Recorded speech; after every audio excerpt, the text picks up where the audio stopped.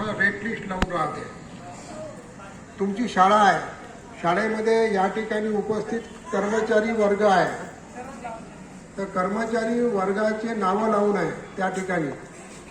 मुख्याध्यापक, उपमुख्याध्यापक, सुपरवायझर, शिक्षक, कोणते सर कोणता विषय शिकवते त्या ठिकाणी हे माहिती लावून आहे. लक्षात आहे.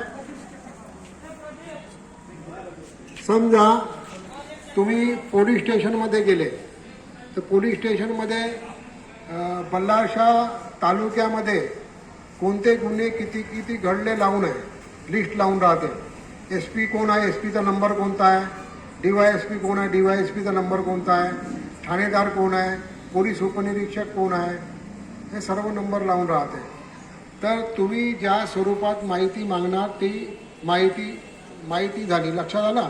तर माहिती कागद या स्वरूपात मागता येते, माहिती पेनड्राईव्हच्या स्वरूपात आपल्याला माहिती मागता येते,